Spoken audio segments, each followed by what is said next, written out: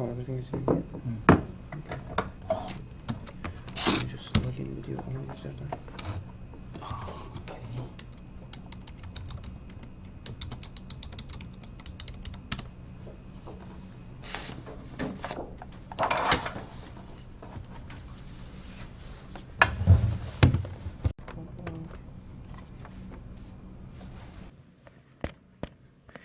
Okay. Okay, so good afternoon, everyone, and sorry again for a few minutes of delay. So today it's our pleasure to introduce you to Dr. Bo Chen, who is a research fellow at the Australian Institute for Machine Learning, and he's going to introduce us to to amazing work that he has been doing in the past couple of years at the Australian Institute for Machine Learning around the applications of machine learning and computer vision for space. So without further ado, I'll hand over to Dr. Bo. So we'll hear from him. Thank you. Thank you, Maddie.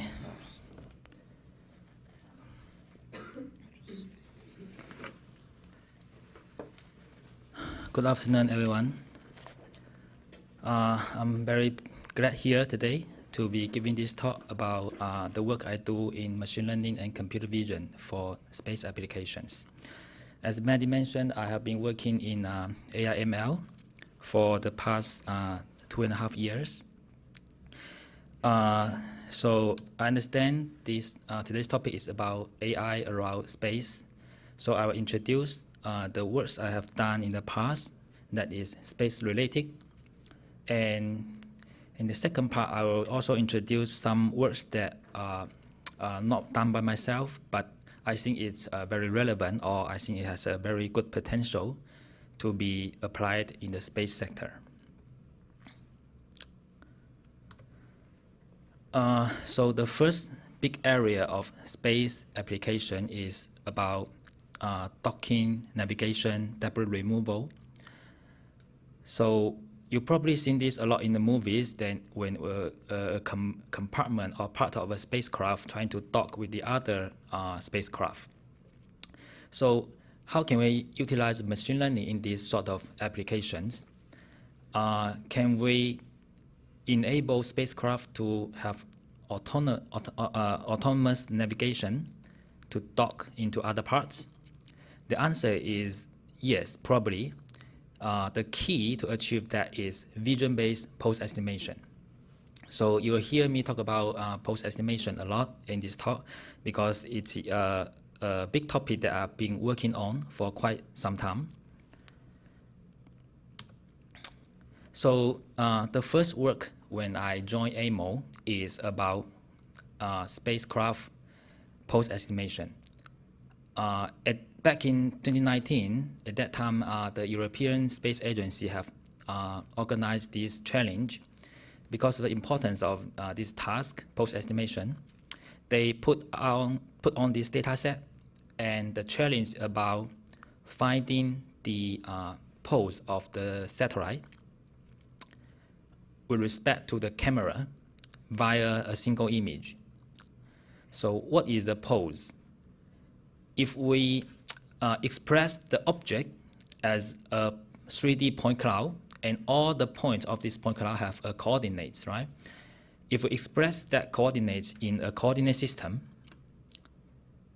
we regard this coordinate system as the object reference frame. And then we also have a camera. The camera has its own coordinate frame. In order to do image projection, we need to express first the object into the camera frame. So the transformation between the object coordinate system and the camera coordinate system is called the pose, which is a rotation part and a translation vector. So the task of this challenge is, by looking at these images of the satellites, you need to estimate the relative pose, relative rotation and translation between the object expressed in the object frame and the object expressed in the camera frame.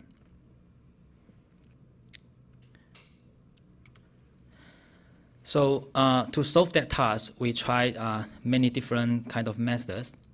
we tried SLAM, we tried image registration, bundle adjustment, but they work not as well. They work poorly because when we try to detect key points in the object, we use descriptors such as SIFT and match each key point between images. Those matching is very noisy. So although SLAM can solve the pose, but the quality is very low. It's not accurate enough. So we test a lot of ideas, and finally we found a best solution is as represented here in this pipeline.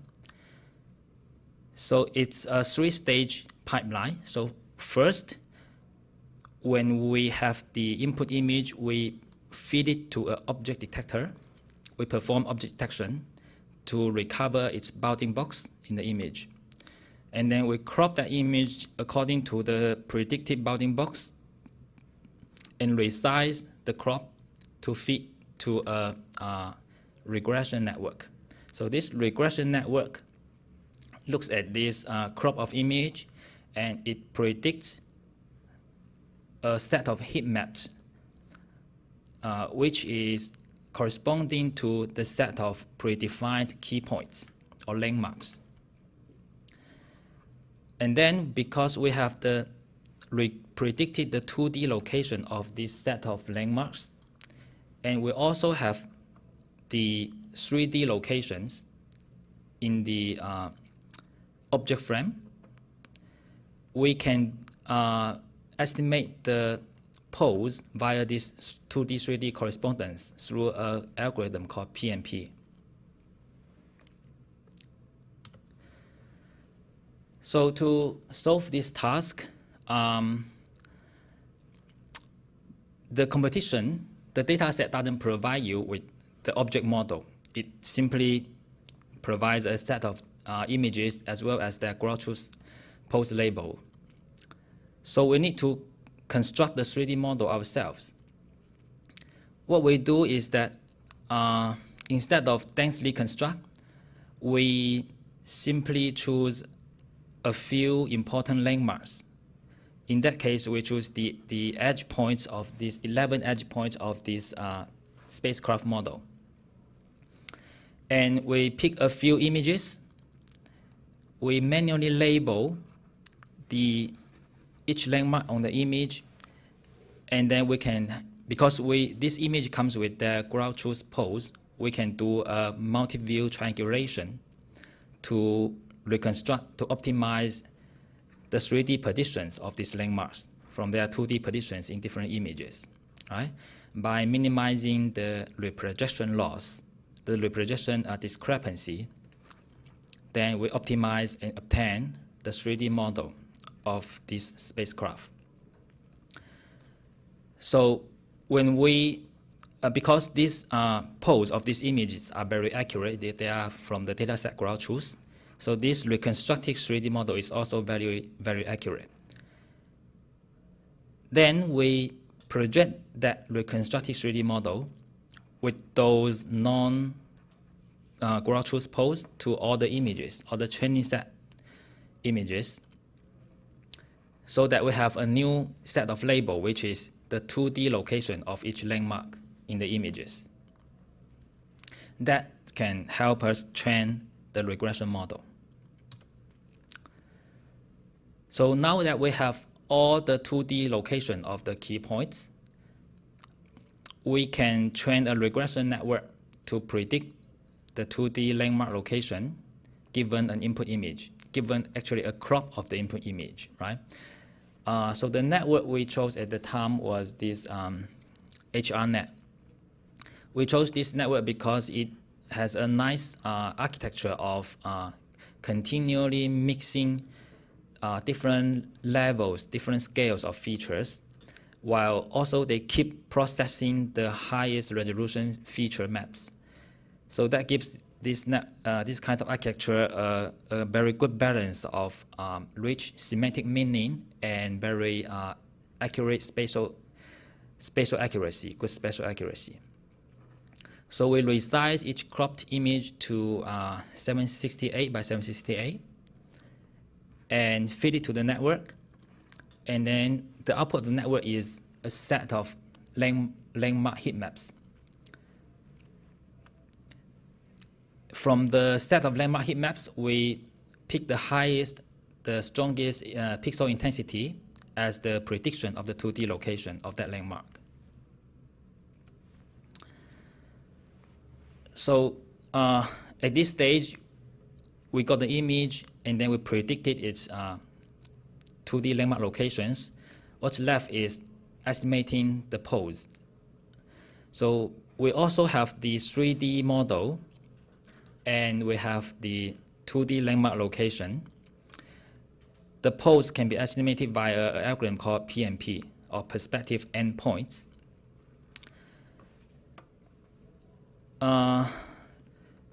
So how do we estimate PMP, estimate pose by PMP? So this is a pinhole camera model. If this coordinate system, X, Y, Z, is the camera frame, and C is the camera center, the camera is trying to capture the object and present all the pixel values in this image frame. The image frame, the distance between the image frame and the camera center is called the focal length. So when we have all the 3D point coordinates, which is this X point, for example, and the 2D landmark location in the image, which is this X point, for example, then we can build this 2D, 3D correspondence, and then trying to use an optimization algorithm to minimize the reprojection error so that we recover the pose of the object with respect to the camera.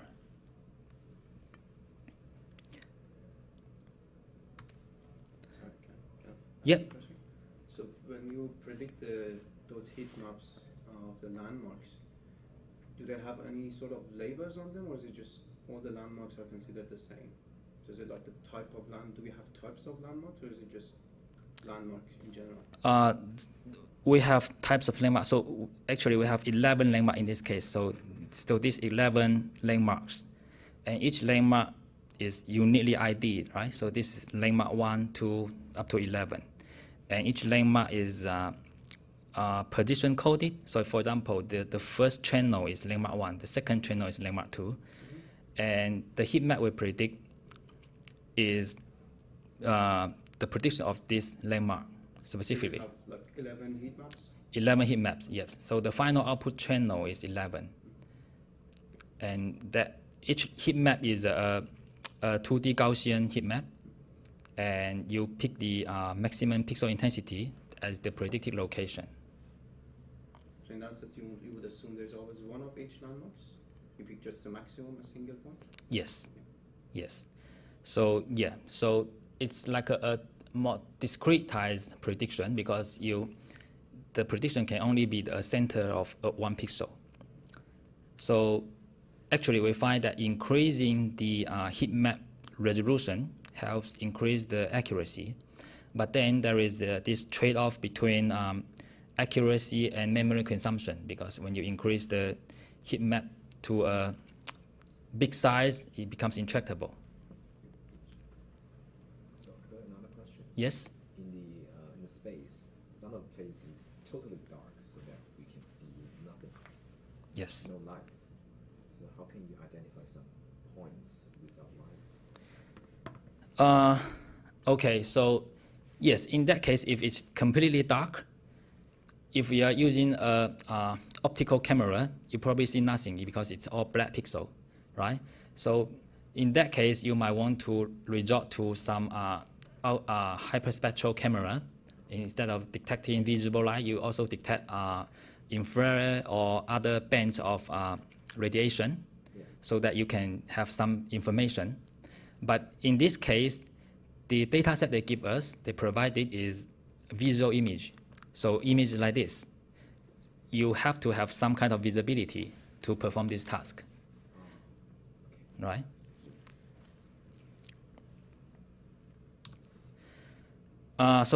This is a sample result of our method. So on the left is the detected bounding box as well as the predicted key points of the satellite object. And on the right side is the prediction pose, the 3D model projected to the image with that predicted pose. So by the look of the projection, we can see that the method actually has quite good accuracy with regard to either big size object or small size object. So the result of the competition is we have achieved the first place, which we were very glad with the result. So the pipeline I just mentioned is a 3-stage pipeline, right? So in the training phase, when we train the model, we train the object detection model and we train the landmark regression model, but we train from this part onward. So the ground truth is up to this point. We provide the ground truth of the 2D landmark location to train the regression model. So the end-to-end training only up to this point. The PNP or post-optimization operation is not differentiable, so that we cannot train the whole model with post supervision directly in the end-to-end manner. So inspired by that problem, we continue to work on this pipeline by devising a PNP method that is actually differentiable or pseudo-differentiable, so that we can put this post-estimation operation into the end-to-end training pipeline as well. So that's the second work I've done, which is proposing a backpropagatable PNP module. So this is the traditional PNP optimization, which you have input as 2D landmark location, 3D location, and you also need the camera intrinsics, which is the focal length and the principal pixel coordinates. You can optimize via this input to get the output 6 degrees of freedom pose. But then this optimization process is not differentiable. So you cannot put that into a end-to-end training pipeline. So what we propose is that we propose a BPNP module which does the same kind of geometric optimization in the forward pass. But then when you want to perform a backward propagation algorithm, you can also do that by computing the gradients of this the n loss value with respect to all the input or the upstream, even the upstream variables. So how did we achieve that? The key is this implicit function theorem. So the implicit function theorem states that if we have a function f of 2 variables a and b, and this function constrains the 2 variables to some constant value, then the implicit function that defines the relationship between a and b is can be implicitly obtained by this explicit f function. Sometimes the implicit function is difficult to obtain or has no explicit form, but then the relationship is implicitly defined. So to understand this theorem in a more intuitive way, imagine we have this circle formula, which the f function is just the x squared plus y squared minus 1. But then at point A, you don't know what the relationship between x and y is. You only have the f function. But there exists an implicit relationship between x and y, which is this format, right?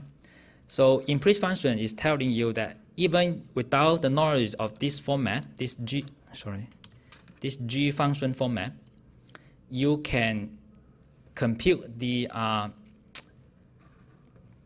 Jacobian matrix of this G function via the Jacobian of the F function.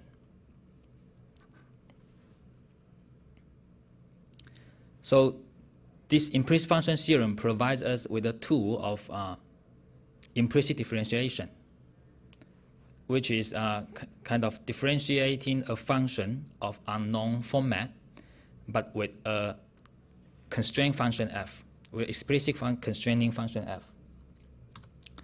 So this is useful because if we think the PNP optimization as an implicit function, then we can establish some kind of relationship or some kind of explicit constraint of the f function. So we construct the f function in this way because PNP is a local optimum solution. So the solution given by PNP is always local optimal. The local optimality guarantees that the first order derivative, when you evaluate that solution, will always be 0, right? So that's a very good constraint. So we construct the f function by taking the first order derivative of that objective function of the PNP optimization. And then everything is straightforward following the implicit function theorem. When we define f like this, we can naturally obtain the Jacobians of the G function, which is the implicit PNP mapping, by using these formulas.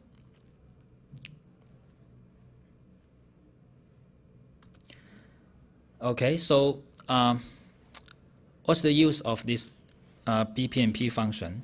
So this brings new possibilities. For example, if we want to do a 2D landmark regression, to predict the 2D landmark regression, but we don't have the ground truth 2D locations, we only have the ground truth poles. We can attach a Force-Gym network, a 2D prediction network, to this PNP solution in the 2D landmark input. And then you can define a loss function, which is usually like the reprojection error loss function, and then do standard backpropagation to optimize the parameter of this network so that it will predict the landmark of the image to minimize the reprojection loss.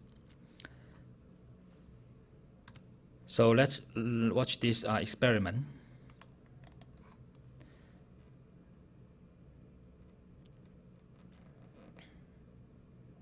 So on the left is the loss function, and this is the post-evolution, means the 3D model projected with the predicted pose. And this is the key point evolution, which is the predicted the output to the landmark location by the regression network. So initially, they are all 0 because the network is initialized to be Gaussian random values around 0. But then as the loss decreases, the network can predict all the correct 2D locations to minimize the loss, and without the supervision of the ground truth 2D key point location.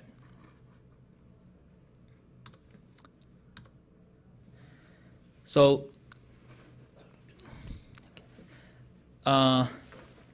another possibility is we utilize the gradients that is passed to this 3D landmark input head. We attach a 3D reconstruction network to this input here, and we also simply minimize the reprojection loss to try to let the model reconstruct a 3D model that is compatible with all the input 2D images, right? So hopefully it recovers the ground truth 3D structure, in which it did. So in this experiment, we input the model with 12 images, this images is a 2D projection with random pose of the 3D model, the 3D point cloud model. And for each image, we only choose half of the key points, half of the points. We don't let the image have a view of all the points. So we put these images to the 2D landmark input, and we assume that we know the ID of the key point. So this key point has perfect matching. And then we construct a loss, which is the reprojection error of the 2D, 3D by this output pose, and then minimize the loss. So you can see that at first, it's all random because this 3D reconstruction network, the premise is initialized as random. There is no order, and then as the loss decreases, there appears to be some pattern. And as the loss decreases further until close to 0, then the network successfully reconstructs a nearly perfect 3D model. So this is the video showing that converge process.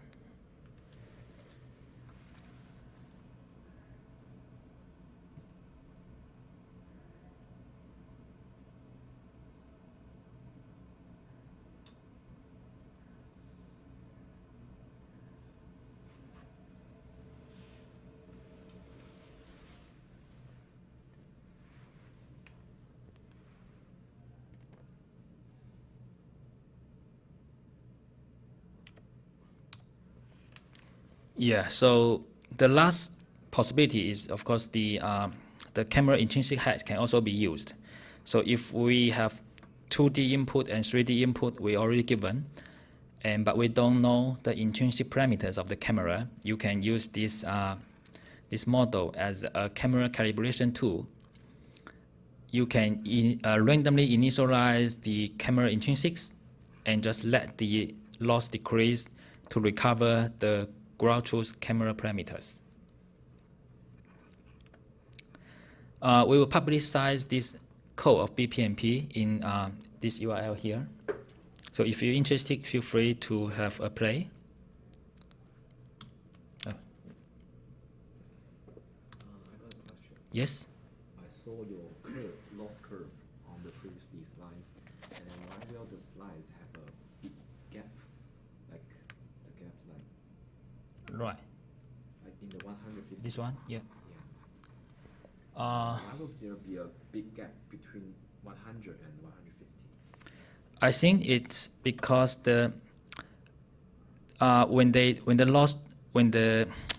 when gradient descent trying to optimize the loss, the parameter space is a very high dimensional space, so it can come to some plateau areas as the gradient descent. Imagine this loss surface as a high dimensional surface. We want to descend, so we want to go downhill to the deepest hole, right? And the parameter is descending across all these hills or slopes of this complex surface. And sometimes the surface is steep, so you descend very fast, like for example in this area. Sometimes the surface becomes more flat or plateaus. You can slow down the descent when you encounter a plateau area, right? You can even get stuck in a local minimum. But if you're lucky, you don't stuck in a local minimum. You go to a plateau area and then you slow down the descent, and then when you come out of the plateau area, you encounter another deep slope, and then you go down fast again. So I think that's the situation that happens in this case here. Yeah. So it's like it find out full optimize. So it comes from a local optimization to a full optimization. Yeah, it's not a it's not a local optimal yet, because if it's a local optimal, you wouldn't move forward any longer. You stuck there. That is the lowest you can get. But in this case, I think it's like a flatter plane, and then suddenly you meet another cliff, so you can jump off. You can go on further descending. Yeah, but for this point here, the final result, it could be a local optimal. But in this case, because the loss is almost zero, so we can assume that this is a global minimum, or at least very close to a global minimum. Yeah. Otherwise, we can create a new function to make it go down quicker. Yeah, there are some tricks you can do that. For example, momentum, like adding momentum to the gradient descent, helps you to escape some local minimums, but it does not always work. But it can increase the probability. Yeah, cool. Thank you. Any more questions?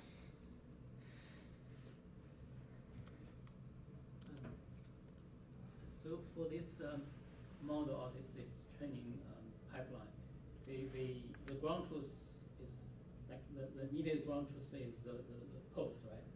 Yes. In the last step. So we have to generate all those ground truth poses in 3D.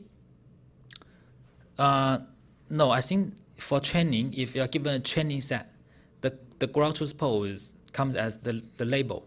So you're given those ground truth pose. So you're given a bunch of images as well as the ground truth pose, which is the pose of the object in the image with respect to the camera. So they are locations, right? The pose is not locations per se. Locations of the key points. Yeah, but you can understand it. Yeah, knowing the pose, you know the relative location, the position and orientation of the object with respect to the viewer, to the camera. But the pose is not location per se. It's composed of a rotation matrix and a translation vector.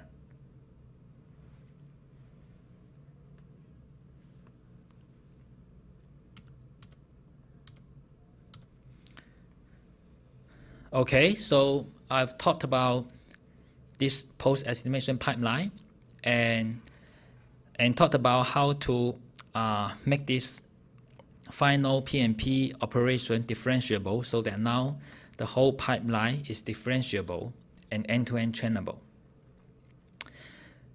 But we still might have some problems in real applications, because in space, usually when you're trying to take the image of a satellite, you would use a very long focal length camera because of the distance, right? And a result of that is that if your orientation angle, even just a little bit disturbance, the object can easily move out of the frame. So it's very common that you only capture the image of partial object or partial occluded object. So what if the object is partially out of the frame? Then this 2D landmark prediction will not work, because it's based on the heat map. The heat map has the same size as the input image, and if the object is partially out of the image, means that those landmarks that are outside of the image can never get correctly predicted. So I will show you an example of this issue. So this video is a model satellite we create in the lab, and we have a camera to record images of different poses, and then I run the pose estimation algorithm to predict first its landmark location, which are the red dots here, and then from these red dots, because I also know the 3D model, I use PMP to compute the relative pose. And then I use that relative pose to project the model into this image, which is the green dots. Okay, so the red dots are the landmark, predicted landmark. And if the red dots are predicted correctly, then the green dots will also be correct. or high quality, at least looks aligned with the image. So what happens when the object is partially out of the view? Then the red dots will be constrained to remain in the image so that the 2D location doesn't match the 3D location, doesn't match the 3D model well, and the PNP will return a poor result. So you can see that when the object moves partially out of view, then this pipeline fails. So we try to solve that issue, and the solution is quite simple actually. We simply enlarge the heat map output, making it bigger than the input crop of the image. It's not simply enlarging the heat map. You also need to define that this enlarged heat map is actually corresponds to a wider area of that input bounding box. So you, for example, you increase twice as the size of twice as one edge, then the area is four times larger. You need to define that the original bounding box only correspond to the center crop of that corresponding area. And then the heat map can predict objects that is partially truncated by the image. So this, when we do that modification, then the model can predict landmark outside of the frame quite well. And this is the new result. So when the object is inside the view, there is no problem. But when it's outside of the image, you see the heat map can now predict out of the image frame and still return a quite high quality post prediction.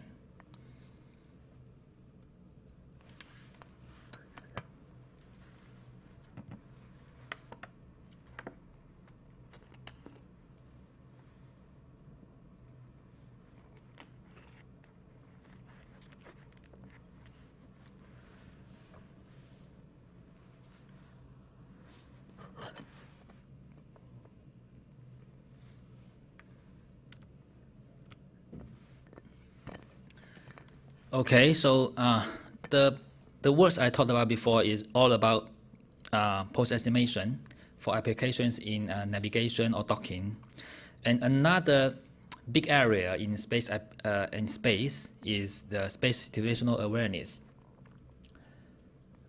So we know that there are many satellites flying around us, orbiting the Earth, and the space is getting more and more crowded.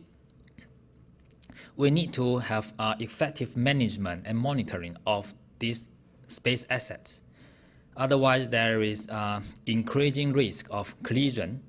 And once these important space assets have some kind of accident, the damage directly and indirectly is enormous. So space situational awareness is a very important area. So there are all kinds of different orbits, from low orbits near the Earth all the way to the geostationary Earth orbit. And if the satellite is orbiting in a low orbit, you have bigger gravitational pull, so your speed is much faster. And in a higher orbiting satellite, your speed is much lower, which means that the time it takes to rotate Earth one circle is longer. So the geostationary Earth orbit has a time of 24 hours, which is equal to the Earth's self-rotation. So because of that property, geostationary satellites, when we observe them on Earth, what would it be look like? Because it's rotating at the same angular speed of the Earth, so it will appear stationary to us. So this is an image captured with a camera on the ground, pointing at the sky at night in Adelaide. And we are seeing these streaks. So these streaks are stars because the sidereal movement due to the Earth's rotation. So by the way, this image has an exposure time of 40 seconds. So you expose 40 seconds, it's going to form a streak. But on the other hand, you see these green circles. There are two dim objects which appears stationary in the image. They are the geostationary satellites. So they reflect sunlight and captured by the camera. And if it's a very short exposure time, you wouldn't notice them because the light is just simply too dim. But then if you increase the exposure time, you can capture this kind of geostationary satellites using just a camera. So this problem is called ground-based geostationary satellite detection. It is an important technique to support the space situational awareness. So we have collaborated with ESA to organize this spot geo competition, and we also developed a data set to support this competition. So because the images we capture on the ground, to detect geosatellites in this image is still very challenging because first they are very dim, and because of the very large distance between the camera and the object, each object is going to appear in much smaller than 1 pixel in the image. And secondary, there are all kinds of nuisance factors such as weather, light pollution to affect the appearance of the image. And for researchers, the lack of publicly available data set to develop proper algorithms to do this kind of detection is also another issue. So we try to address these issues by organizing this event and this data set. So when we develop the data set, we design a sequence-based detection framework instead of a single image detection framework. Because in one single image, the object is very dim. It's very hard to tell the object from, for example, dead pixels or other noise. And it can be occluded by a star or cloud or other things. So if we take a sequence of images and between each consecutive frame, we rotate the camera at a fixed amount. So rotate the camera with a fixed amount of angle. Then what happens is that the location of these geosatellites, they have a linear structure in this frame of images, in this sequence of images. Okay, so this is the 5 frames we capture.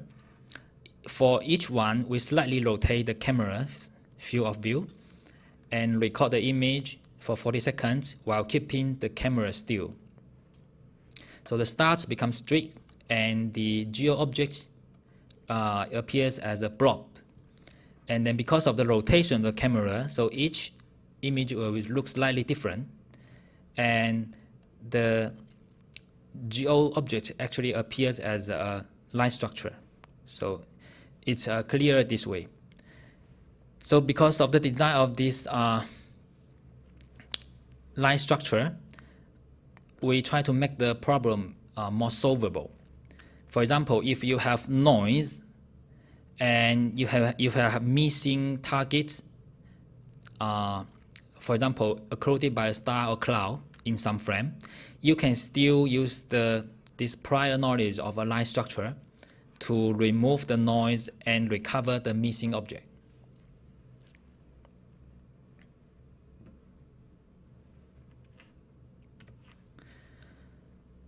So for the evaluation metric of the competition,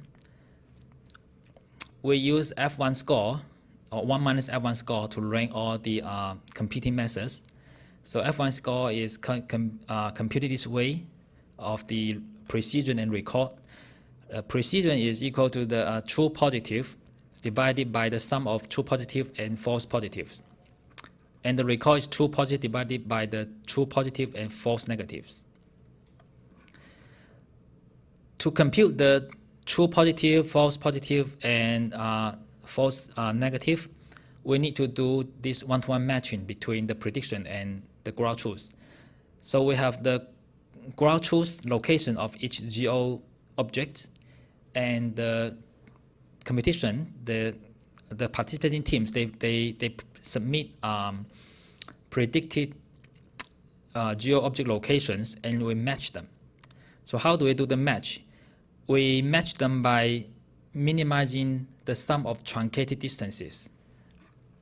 So for example, in this case, in these 4 cases, Y is the ground truth object, the ground truth location, and X are the prediction location. So this tau here is the predefined distance. Within the range of tau, we use the actual Euclidean distance. Outside of tau, we define a very large distance. So because x1 is within the range of tau to y1, so it's considered a true positive as the prediction of y1. And x2 is a false positive. And in this case, because there is just one prediction and 2 ground truths, x1 is the true positive, but y1 is a false negative. And in the last case here, x1 will be assigned to y2, and x2 will be assigned to y1 as a false positive. Because we define the truncated distance, so it's not, x1 will not be assigned to y1, and x2 assigned to y2, because the sum of that will be larger than the sum of this distance plus the y distance between y1 and x2, which is a predefined value.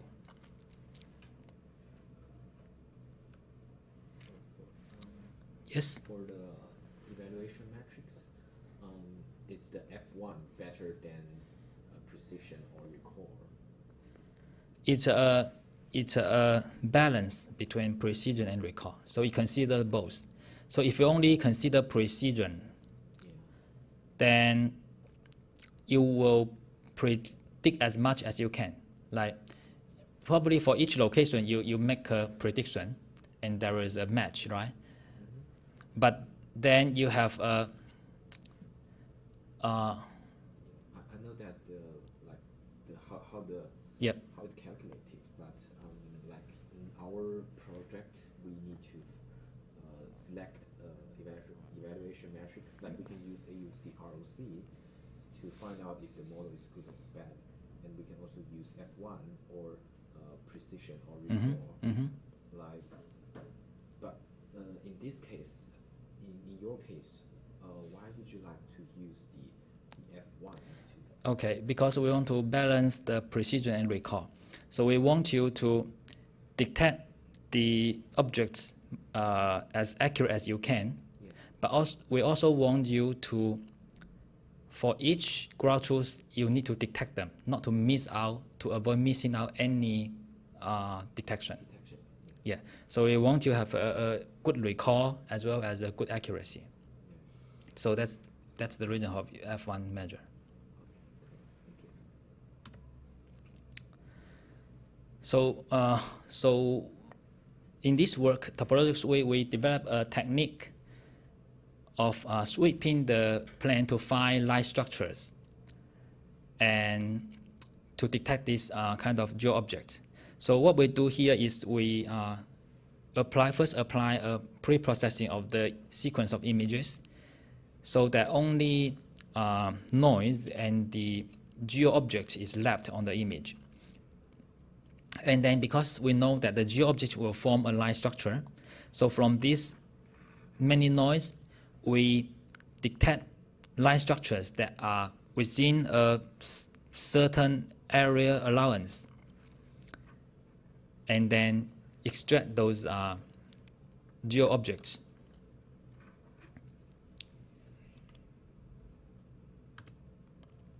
So some other methods in solving this method, for example, the first and second place winner of that competition.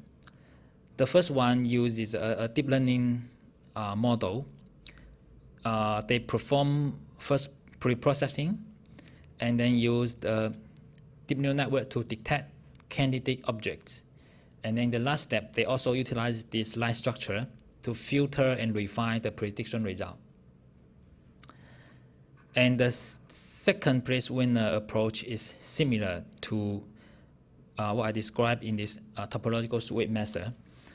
So they didn't use any learning model. They simply use some kind of averaging and to compute each pixel's signal to noise ratio. And they use a threshold to select candidate objects and candidate starts. And then in the second stage, they use this line structure and the prior knowledge of the multi-frame to filter out those candidate objects and starts to get the result. So here's the link to the competition website as well as the full data set, the training and testing data set with labels. So if you're interested, go have a look. Okay, so let's take a 15-minute break and before we continue.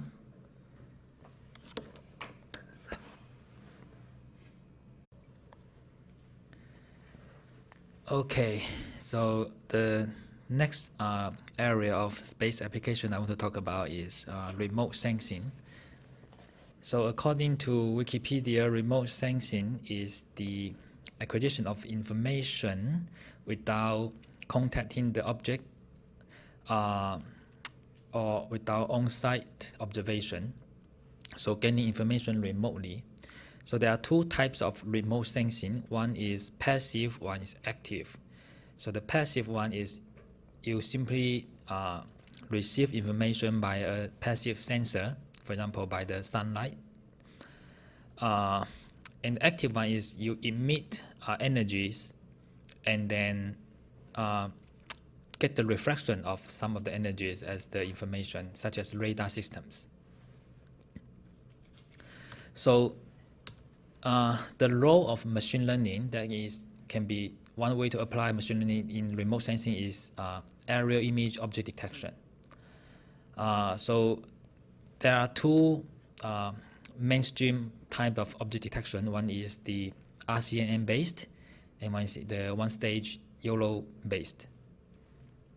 So for RCNN based object detection, we have an input image and then we have a backbone feature extractor to extract the to construct the features of the image, and we then predict the have a region proposal network to propose bounding boxes of the image. For each bounding box, for each region of interest, we then align that bounding box on the feature map, and then crop that feature map to form a, excuse me,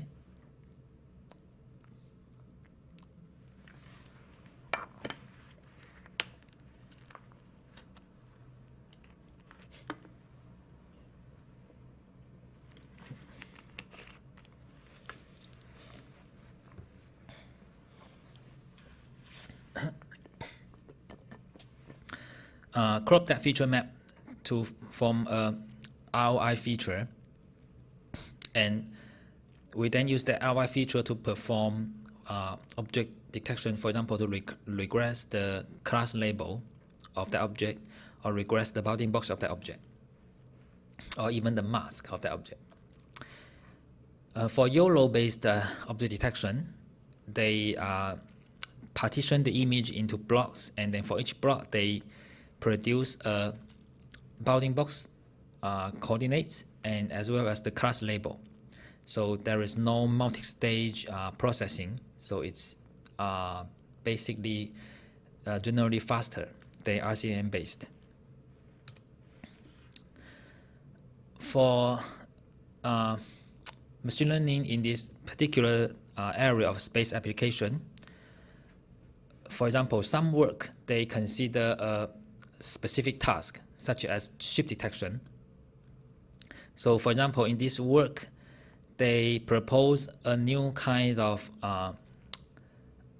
orientated bounding box measure in terms of the axis parallel bounding box to detect objects, because they find that if the target image have objects that are of very different size, then you might have this heavy overlapping bounding box that will make the prediction result worse. And in the dense scenario, if all the bounding boxes are axis parallel, then you could have missing objects that are not detected because they simply, the information is heavily overlapped with the nearby other bounding boxes. So they propose to rotate that bounding box by an angle and learn the angle as well, so that the detection result is much better. So they increase the record significantly. So another area of machine learning in remote sensing is adversarial learning. So what is an adversarial attack? In adversarial attack, we're trying to add a perturbation, a very slight perturbation that is difficult to notice by human eye to the image or to the input of the sensor, and then causing the network, be it a classification network or a detector, to fail in performing its task correctly. For example, in this case, you add this noise, which is very hard to notice when you adding it to the image, and yet the image classifier will predict this image as a dog instead of the cat. But then, as a human, we can hardly notice the difference of these two images, right? So another type of attack is not just adding noise to the input image, but actually you carry out the attack in the physical world. For example, in this paper, they print out this designed pattern, and then when you hold this print out pattern, the person detector actually fails to detect the person that carry out this pattern. So this is called the physical attack, because the attack is carried out in the physical world. So the task is much more difficult than digital attack, because there is a domain gap between the digital world and the physical world. It makes the optimization process even harder.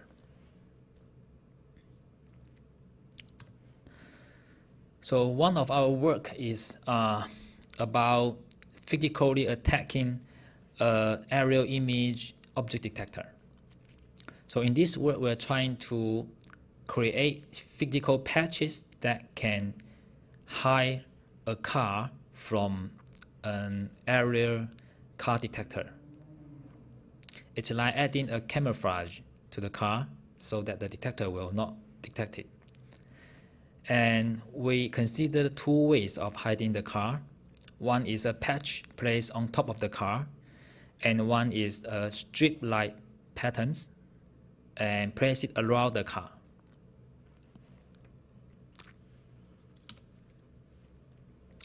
So to attack the detector, first we need to train the detector. So the data set we use is consists of a CALC data set and two data sets that we collected our own on the side street scenario and on the car park scenario.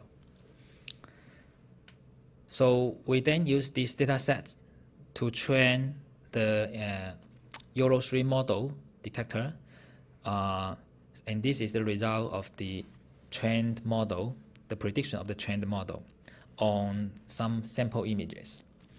So you can see the detector is actually performing quite well. It correctly detects all the cars, and each bounding box has a corresponding object needs score, which is the confidence of the model saying that, okay, this is the target object. The probability of this bounding box contains a target object.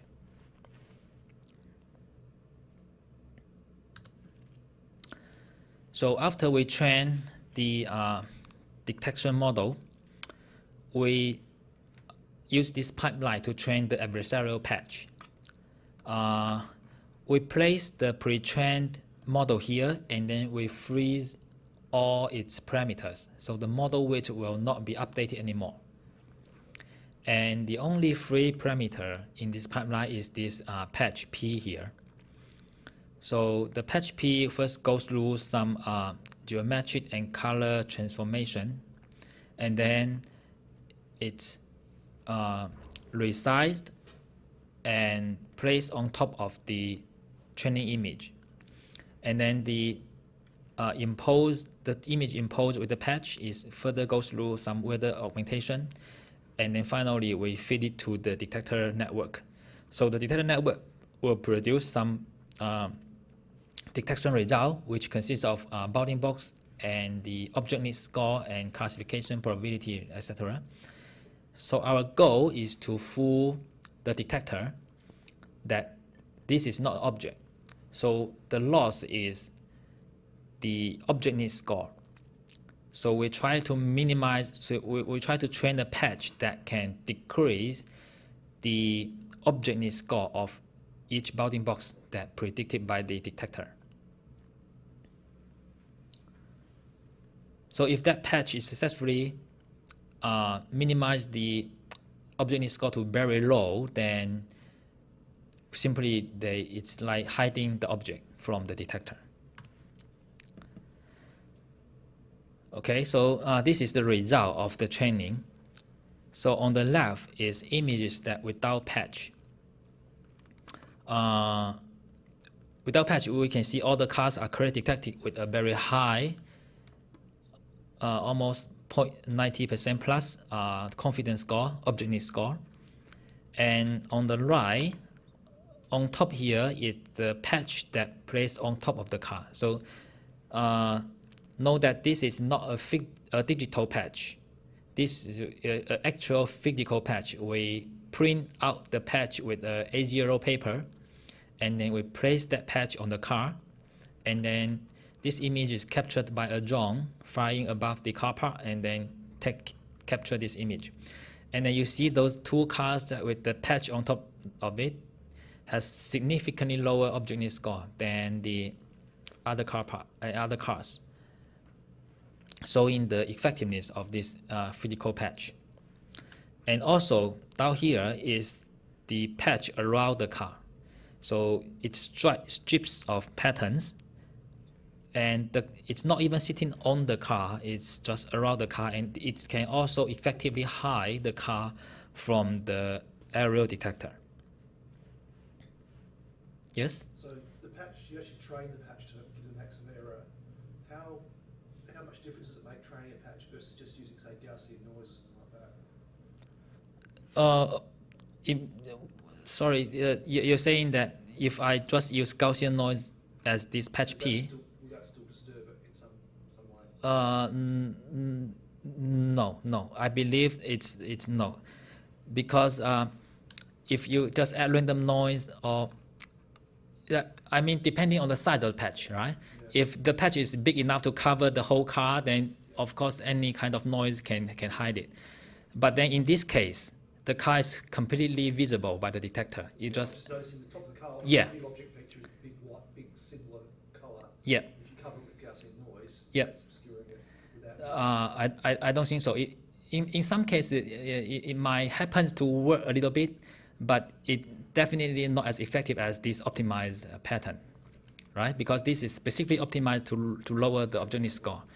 Like, and for example, if you have a plain color, for example, this looks like a plain color. The car net itself looks like a plain color on the top, so it wouldn't be effective. It's if the color is similar to the car.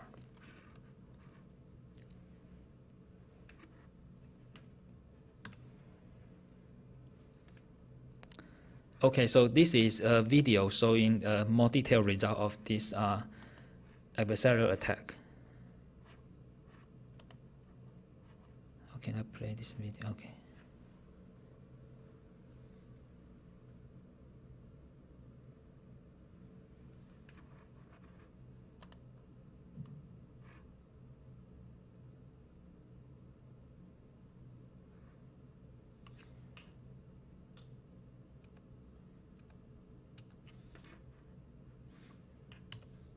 Might be some problems that maybe you can just play the original video.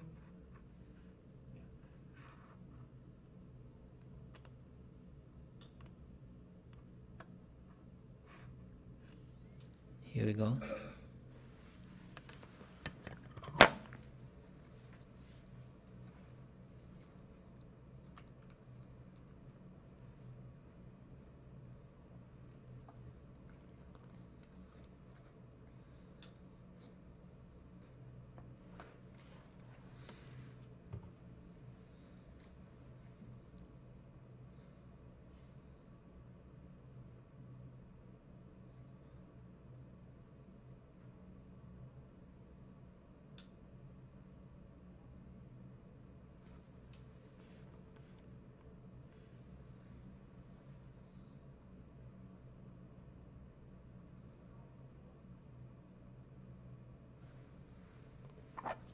So you can see the patch works in the sunlight or in the shade.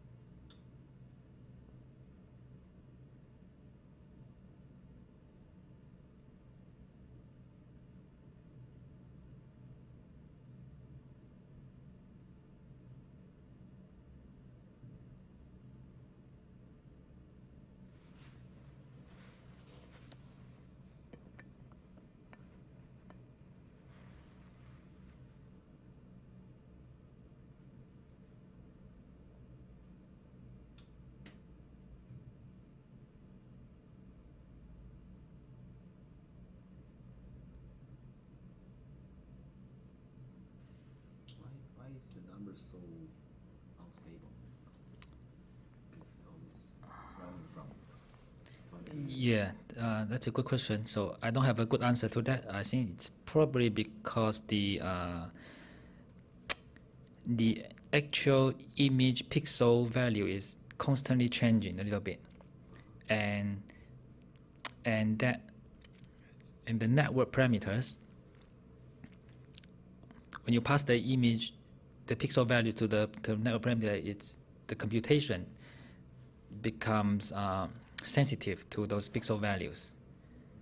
So the output value, the output score, it's always jumping. Yeah, but the car is stopped at the moment, and then the line is always stopped. Because the camera, that was from a video. When you record the video, each frame, even if you see the objects are still, but the actual the light, yeah, the lights go through the sensor. It's constantly changing.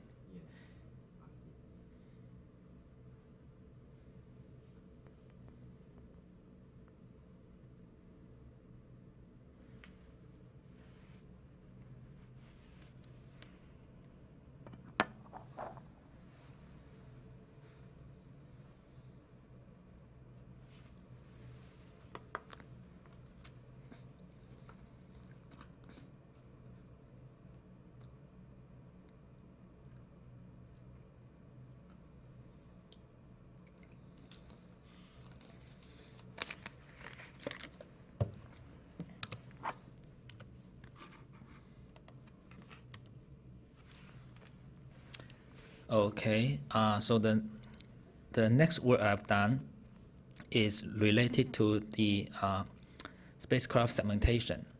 So in this work, we are mainly trying to address the lack of similar data set in the current literature. So because vision-based task is becoming more and more important in space application. So we think that it is important for a vision model to be able to recognize, detect an object, and even segment the object from the background, and even recognize different parts of the object. So that's motivated us to develop this data set and this work. So in this work, we are proposing a segmentation data set of spacecraft, and with each part with a different mask. So we divide each spacecraft into 3 main parts, which is the antenna, the main body, and the solar panel. So in this way, we collected 3,117 images. We label the mask of these 3 parts and publicize this data set. So labeling mask or labeling a segmentation data set is very difficult. Unlike detection data set, you simply have to provide a bounding box, which is a rectangle. That's much easier. But you need to assign each pixel a label, and that is very time consuming. So to speed up this process, to maximally reduce manual effort, we use this pipeline. So we initially collect some data, and then we survey a bunch of labeling technique and methods.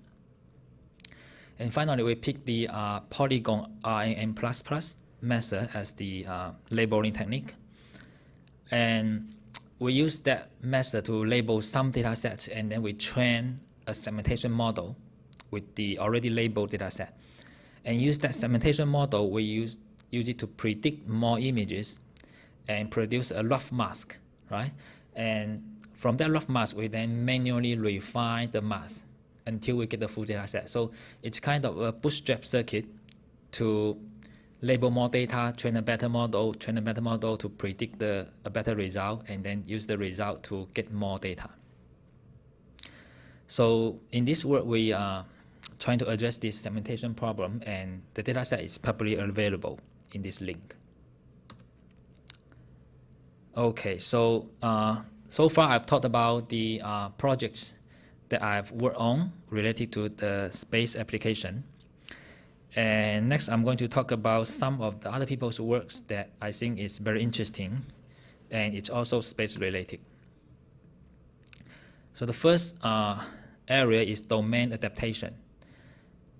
Domain adaptation is when you have data sets from different domains, and they might be identical in certain attribute. For example, in this case, class label, it becomes the same kind of object, but it's expressed in a very different way.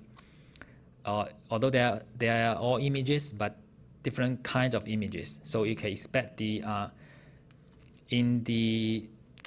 for example, if the image have n pixels, then that is a point in the n-dimensional space, right? You can expect this object to occupy, the class of this object to occupy a very different manifold in that n-dimensional image. So that is the domain gap. So if you train a model on data set of certain domain, and you try to apply the model in another domain, it will probably fail very badly. So addressing domain gap is very useful in space, especially in space application, because imagine you want to train a roller robot in Mars to self-navigate, but you only have data set from Earth. it's a very different domain, or you only even have synthetic data sets. So if you can address domain adaptation effectively, that allows you to train models with a completely different domain or even purely synthetic data sets. So this is one of the famous domain adaptation work in earlier years. So in this work, they are trying to address this domain gap classification task. They use 3 encoders for the source domain dataset and the target domain dataset. So XS is the source domain dataset, XT is target domain dataset. And for each domain, they have their own private encoder. And for both domains, they also have one shared encoder. And each encoder extracts the representation of the image. And they use this loss function to push away the same image representation from the private encoder and the shared encoder. So this loss L difference here pushes the 2 representation away, so that they encourage the 2 encoder to capture very different information from the same image. So hopefully, this private encoder will capture the domain-specific information from the image, and the shared encoder will capture the domain-invariant information of the image. And then they further use the similarity loss to pull together this information, the representation of the 2 data sets from different domains, right? So that's the encoder part. And in the decoder part, so for each image, they combine the representation from private and shared encoder. That's the complete representation of the image, and then do the reconstruction, and they have the reconstruction loss. So this reconstruction loss ensures that the important image of the object, of the content of the image, is all captured by either private or the shared encoder, right? And finally, that is the target classifier we want to train of the domain invariant classifier. So in domain adaptation tasks, they only have class label for the source domain. And for the target domain, they don't have label, they only have the image. So they train on the source domain with the classification loss and with only input from the shared encoder representation. So this whole model training is enforcing that the shared encoder to capture very different information of the private encoder, and then that information should be very useful to tell which class the content of the image is, right? So it's this mechanism sort of forcing the encoders to extract domain-specific and domain-invariant feature to achieve the domain adaptive classification.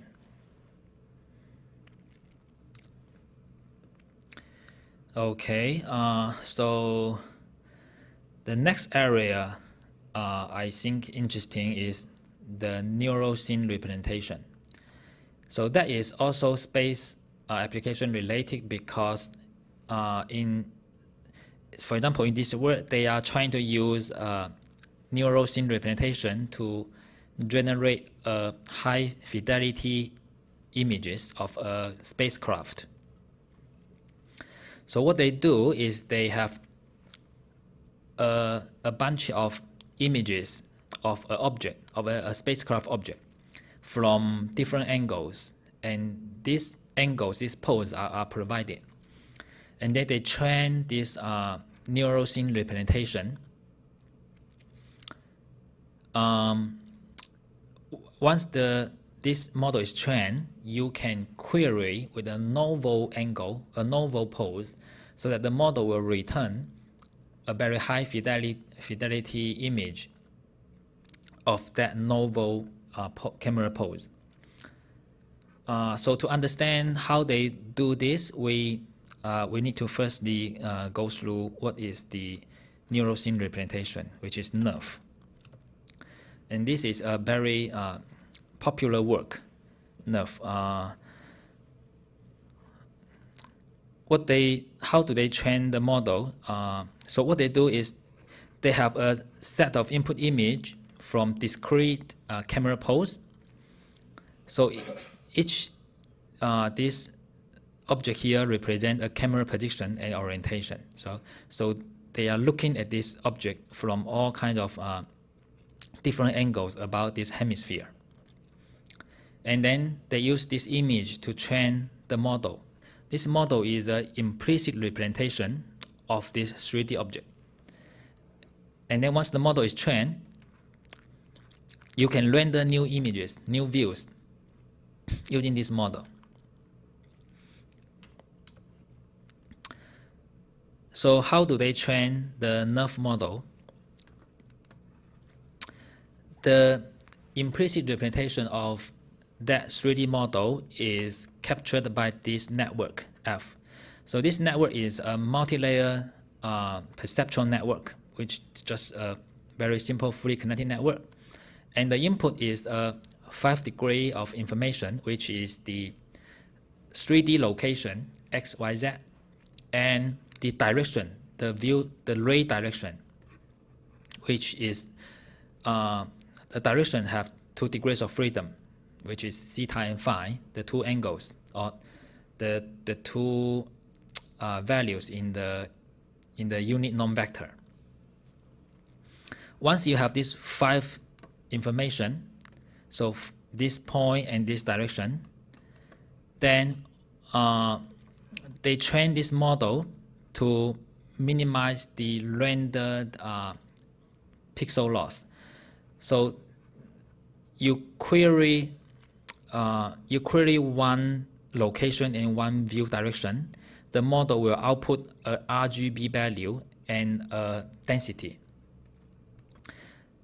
So when you given a camera pose of one of the training image, and then for each pixel, you connect each pixel to the camera center, then you generate a ray, right?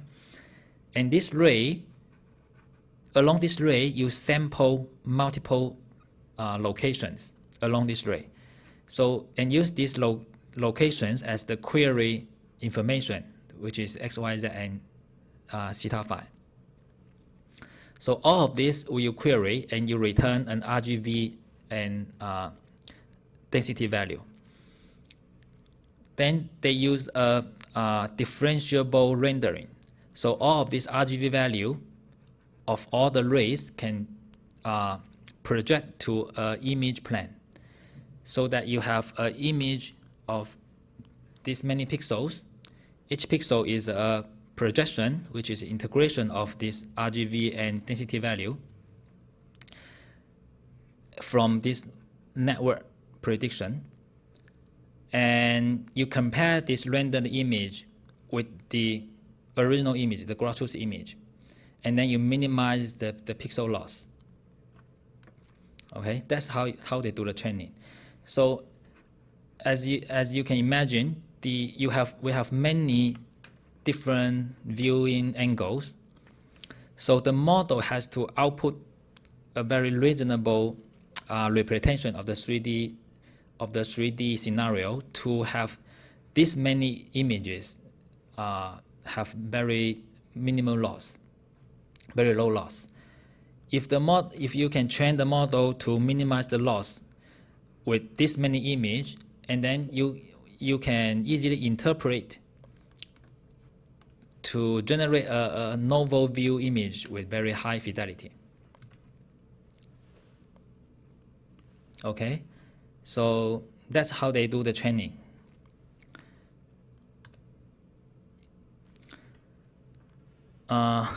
So to end today's talk, I would like to share with you this very cool demo of the NERF work. Let's have a look.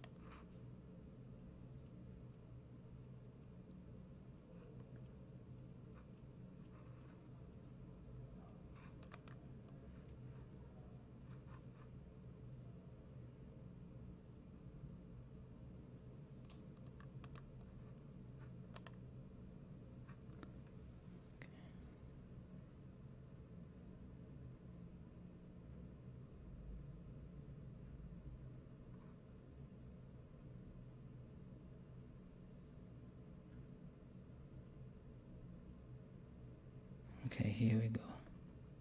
Finally.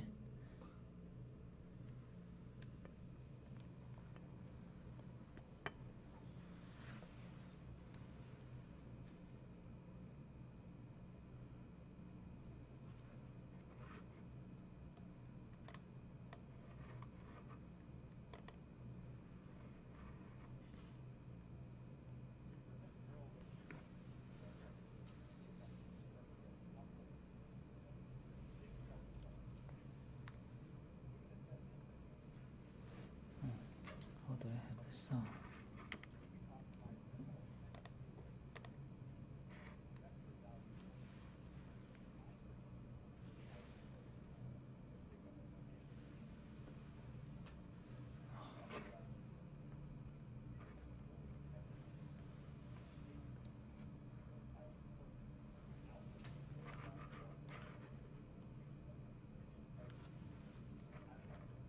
Sorry guys, I don't know how to have the sound.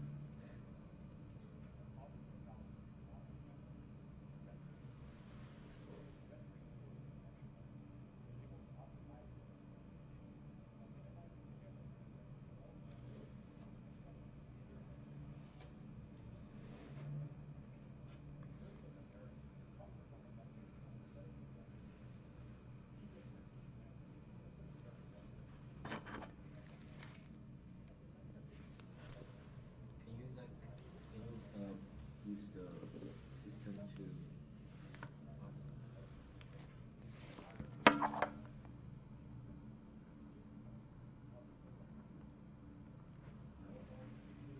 as 128 cube fault tolerant and use a workfield to better allocate these limited samples. However, they're still unable to represent high-resolution content, radiance speed. We present neural radiance fields, or NERF, a new method for representing complex scenes that achieves state-of-the-art results with uselessness. Given a set of input images of a scene, which in this visualization is a Lego bulldozer, we optimize a volumetric representation of the scene as a vector-valued function, which is defined for any continuous 5D coordinate consisting of a location and view direction. We parameterize this scene representation as a fully connected deep network that takes each single 5D coordinate and outputs the corresponding volume density in view-dependent knitted RGB radiance at that location. We can then use techniques from volume rendering to composite these values along a camera array to render any pixel. This rendering is fully differentiable, so we're able to optimize the scene representation by minimizing the error of rendering all camera rays from a collection of standard RGB images. We first show comparisons to top-performing methods on synthetically rendered data. Scene representation networks implicitly represent a scene using a fully connected neural network. SRNs have issues with multi-view consistency and are unable to represent high-frequency details. Local light field fusion uses a pre-trained network to promote each input view to a high-resolution 3D volume. Inconsistencies between adjacent volumes causes flickering artifacts. Neural volumes encode a scene as 128 cubed voxel grid and use a workfield to better allocate these limited samples. However, they're still unable to represent high-resolution content, such as the fine details in the ship's texture and rigging. We see the same trend in all of our synthetic test scenes. Our method both qualitatively and quantitatively outperforms the other methods.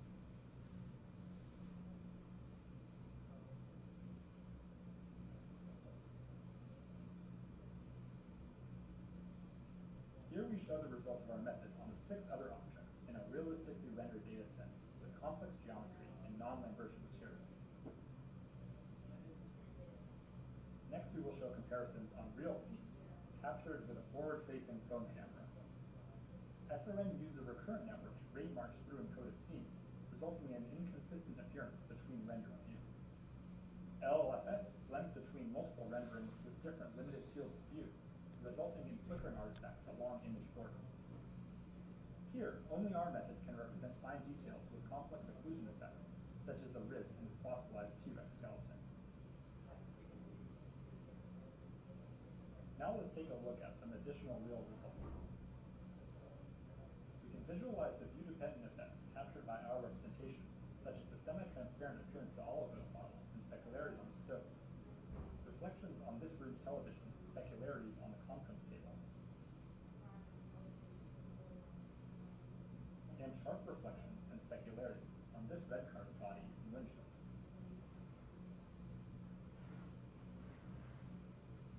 our representation captures high-quality scene geometry, such as the details on this red flower,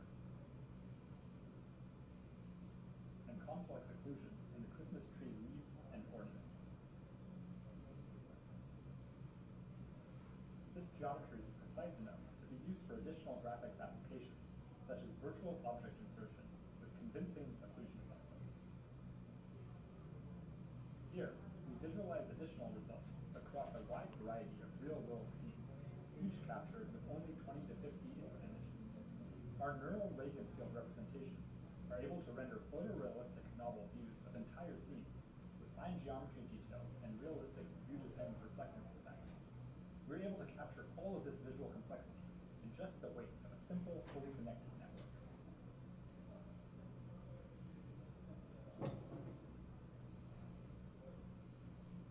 We also show preliminary results for 360-degree capture of real scenes.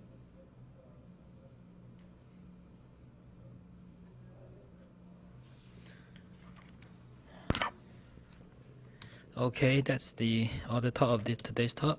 Here's the reference. Any questions?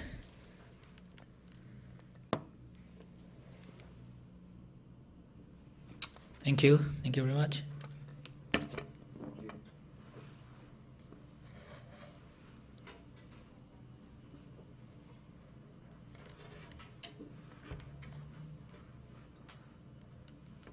Actually, Brian, can you leave that reference on? I was going to take a Oh, photo. yes, sure. Oh, it doesn't matter. It's Oh, okay. you can take here. Oh, thank you. Yes. Thank you. That was really interesting. Really useful. Thank you. Thank you. Thanks.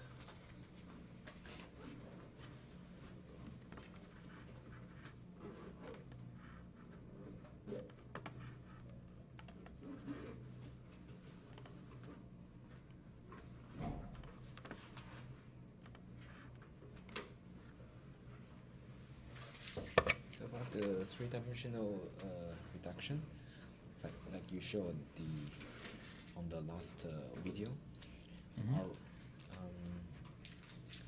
so the three-dimensional picture can be generated from